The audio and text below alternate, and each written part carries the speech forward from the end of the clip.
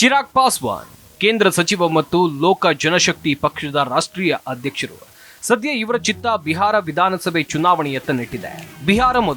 ಬಿಹಾರಿ ಮೊದಲು ಅಂತ ಸದಾ ಚಿರಾಗ್ ಪಾಸ್ವಾನ್ ಹೇಳ್ತಾ ಇದ್ರು.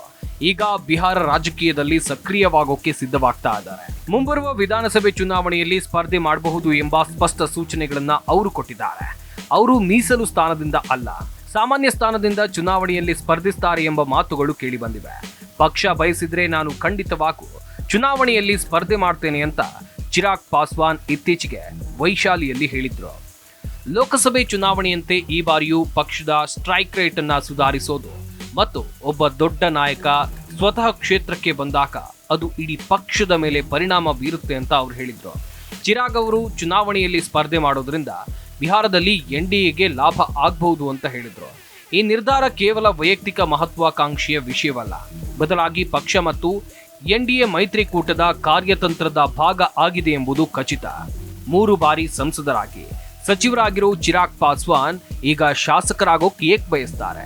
ಅವರ ಗುರಿ ಕೇವಲ ಶಾಸಕನಾಗೋದಕ್ಕಷ್ಟೇ ಸೀಮಿತವಾಗಿದೆಯೇ ಅಥವಾ ಅವರ ಮುಂದಿನ ಹೆಜ್ಜೆ ಮುಖ್ಯಮಂತ್ರಿ ಹುದ್ದೆಯನ್ನ ಅಲಂಕರಿಸುತ್ತೆ? ಇದಕ್ಕೆ ಉತ್ತರ ಮುಂದೆ ಸಿಗುತ್ತೆ.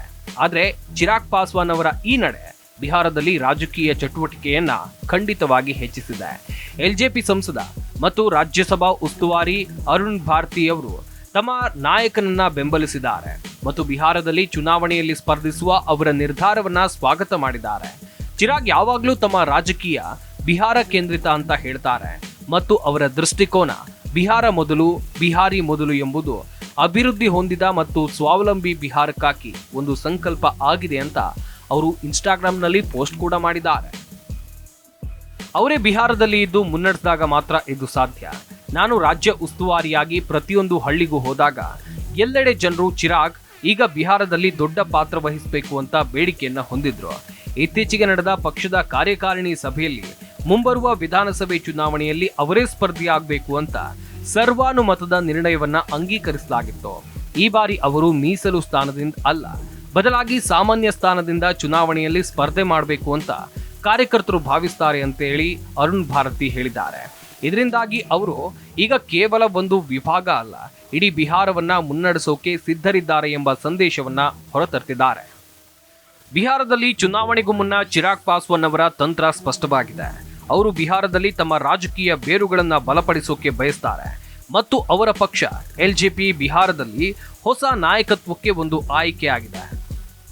ಎರಡನೇದಾಗಿ ಸಾಮಾನ್ಯ ಸ್ಥಾನದಿಂದ ಸ್ಪರ್ಧಿಸೋಕೆ ಕಾರಣ ಏನಂದ್ರೆ ಚಿರಾಗ್ ಕೇವಲ ಹಿಂದೂಗಳ ವರ್ಗಗಳ ನಾಯಕನಾಗಿ ಉಳಿಯೋಕೆ ಬಯಸೋದಿಲ್ಲ ಮತ್ತು ಪ್ರತಿಯೊಂದು ವಿಭಾಗದ ಮತದಾರರನ್ನ ಪ್ರತಿನಿಧಿಸೋಕೆ ಬಯಸ್ತಾರೆ ಎಂಬುದು ಸ್ಪಷ್ಟವಾಗಿದೆ. ದೆಹಲಿಯಲ್ಲೇ ಇದ್ದು ಬಿಹಾರ ರಾಜಕೀಯ ಮಾಡೋಕ್ ಸಾಧ್ಯ ಇಲ್ಲ ಅಂತ ಅವರೇ ಒಪ್ಕೊಂಡಿದ್ರು ಮತ್ತು ಅವರು ಬಿಹಾರದ ಜನರ ನಡುವೆ ಹೋಗಬೇಕು. ಆದ್ರೆ ಈಗ ಪ್ರಶ್ನೆ ಏನಂದ್ರೆ ಚಿರಾಗ್ ಬಿಹಾರದ ರಾಜಕೀಯಕ್ಕೆ ಬರೋದನ್ನ ಎನ್ಡಿಎ ಮಿತ್ರ ಪಕ್ಷಗಳು ಒಪ್ಕೊಳ್ಳುತ್ತವಾ ಅಥವಾ ಇಲ್ವಾ? ಪ್ರಸ್ತುತ ಬಿಹಾರದಲ್ಲಿ ನಿತೀಶ್ ಕುಮಾರ್ ನೇತೃತ್ವದಲ್ಲಿ ಜೆಡಿಯು ನೇತೃತ್ವದ ಸರ್ಕಾರ ಮತ್ತು ಬಿಜೆಪಿಯಿಂದ 2 ಉಪಮುಖ್ಯಮಂತ್ರಿಗಳಿದ್ದಾರೆ. ಇಂತಹ ಪರಿಸ್ಥಿತಿಯಲ್ಲಿ ಚಿರಾಗ್ ಕೂಡ ಚುನಾವಣೆಯಲ್ಲಿ ಗೆದ್ದು ವಿಧಾನಸಭೆ ತಲುಪಿದ್ರೆ ಸರ್ಕಾರದಲ್ಲಿ ಅವರ ಪಾತ್ರ ಏನು? ದೊಡ್ಡ ನಾಯಕನನ್ನ ಸ್ಥಾನಮಾನ ಮತ್ತು ಗೌರವದಿಂದ ತೃಪ್ತಿಪಡಿಸೋದು ಎನ್ಡಿಎಗೆ ಸವಾಲಿನ ಸಂಗತಿಯಾಗಿರಬಹುದು. ಅಂತಹ ಪರಿಸ್ಥಿತಿಯಲ್ಲಿ ವಿರೋಧ ಪಕ್ಷಗಳಿಗೂ ಅವಕಾಶ ಸಿಗಬಹುದು. ಚಿರಾಗ್ ಚುನಾವಣೆಯಲ್ಲಿ ಸ್ಪರ್ಧಿಸುವ ಬಗ್ಗೆ ಆರ್ಜೆಡಿ ನಾಯಕ ಮೃತ್ಯುಂಜಯ್ ತಿವಾರಿ ಮಾತನಾಡಿ, ಬಿಹಾರದಲ್ಲಿ ಚುನಾವಣೆಗೆ ಮೊದಲೇ ಎನ್ಡಿಎಯಲ್ಲಿ ಒಳಜಗಳ ಆರಂಭ ಆಗಿದೆ ಮತ್ತು ಮುಖ್ಯಮಂತ್ರಿ ಹುದ್ದೆಗೆ ಅನೇಕ ಸ್ಪರ್ಧಿಗಳಿದ್ದಾರೆ ಅಂತ ಹೇಳಿದ್ರು. ಎಲ್ಜೆಪಿಆರ್ ಈಗ ಚಿರಾಗ್ ಪಾಸ್ವಾನ್ ಅವರನ್ನ ಮುಖ್ಯಮಂತ್ರಿ ಅಭ್ಯರ್ಥಿ ಅಂತ ಕರೀತಾ ಇದೆ ಮತ್ತು ಜೆಡಿಯು ಬಿಜೆಪಿ ನಿತೀಶ್ ಕುಮಾರ್ ಅವರನ್ನ ಮುಖ್ಯಮಂತ್ರಿ ಅಭ್ಯರ್ಥಿ ಅಂತ ಕರೀತಾ ಇದೆ ಅಂತ ತಿವಾರಿ ಹೇಳಿದ್ರು. ಚಿರಾಗ್ ಅವರ ಪಕ್ಷವನ್ನ ಎನ್ಡಿಎಯಲ್ಲಿ ನಿರಂತರವಾಗಿ ನಿರ್ಲಕ್ಷ್ಯ ಮಾಡಲಾಗ್ತಾ ಇದೆ ಎನ್ನುವಂತ ಆರೋಪವನ್ನು ಕೂಡ ಅವರು ಮಾಡಿದ್ದಾರೆ. ಕೇಂದ್ರ ಆಹಾರ ಸಂರಕ್ಷಣಾ ಕೈಗಾರಿಕಾ ಸಚಿವ ಮತ್ತು ಲೋಕ ಜನಶಕ್ತಿ ಪಕ್ಷದ ನಾಯಕ ಚಿರಾಗ್ ಪಾಸ್ವಾನ್ ಅವರು ಈ ವರ್ಷ ಕೊನೆಯಲ್ಲಿ ತಮ್ಮ ರಾಜ್ಯದಲ್ಲಿ ನಡೀತಾ ಇರುವಂತಹ ಚುನಾವಣೆಯಲ್ಲಿ ಸ್ಪರ್ಧೆ ಮಾಡೋಕೆ ಮನಸ್ಸು ಮಾಡಿದ್ದಾರೆ ಎನ್ನುವಂತ ಚರ್ಚೆಗಳು ಆರಂಭ ಆಗಿದೆ. ಶೀಘ್ರದಲ್ಲೇ ನರೇಂದ್ರ ಮೋದಿ ಅವರ ಸಂಪುಟಕ್ಕೆ ರಾಜೀನಾಮೆಯನ್ನ ಕೊಡ್ತಾರೆ ಅಂತ ಹೇಳಲಾಗ್ತಾ ಇದೆ. ಬಿಹಾರ ವಿಧಾನಸಭೆ ಚುನಾವಣೆ ಕಾವು ರಂಗೇರ್ತಾ ಇದೆ. ಎಲ್ಜೆಪಿ ಮುಖ್ಯಸ್ಥ ಮತ್ತು ಕೇಂದ್ರ ಸಚಿವ ಚಿರಾಗ್ ಪಾಸ್ವಾನ್ ಅವರು ಮುಖ್ಯಮಂತ್ರಿ ನಿತೀಶ್ ಕುಮಾರ್ ಅವರನ್ನ ಭೇಟಿಯಾಗಿ ಸಾಕಷ್ಟು ವಿಚಾರವನ್ನ ಮಾತನಾಡಿದ್ದಾರೆ. ಬಿಹಾರದಲ್ಲಿ ಸಿಎಂ ಹುದ್ದೆ ಖಾಲಿ ಇಲ್ಲ ಅಂತ ಹೇಳಿಕೆ ಕೊಟ್ಟ ನಂತರ ಅವರ ಪಕ್ಷದ ನಾಯಕರು ಪಾಟ್ನಾದಲ್ಲಿ ಚಿರಾಗ್ ಅವರನ್ನ ಮುಂದಿನ ಮುಖ್ಯಮಂತ್ರಿಯಾಗಿ ಬಿಂಬಿಸುವ ಪೋಸ್ಟರ್ಗಳನ್ನು ಹಾಕಿರೋದು ರಾಜಕೀಯ ಚರ್ಚೆಗೆ ಕಾರಣವಾಗಿದೆ.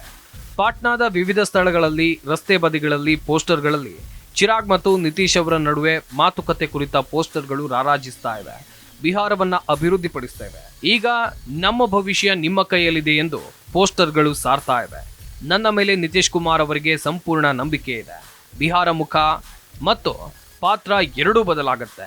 ನಾನು ಅವರನ್ನ ಭೇಟಿಯಾಗಿ ಆಶೀರ್ವಾದ ಪಡೆದೆ ಅಂತ ಚಿರಾಗ್ ಪಾಸ್ವಾನ್ ಅವರು ಹೇಳಿದ್ದಾರೆ.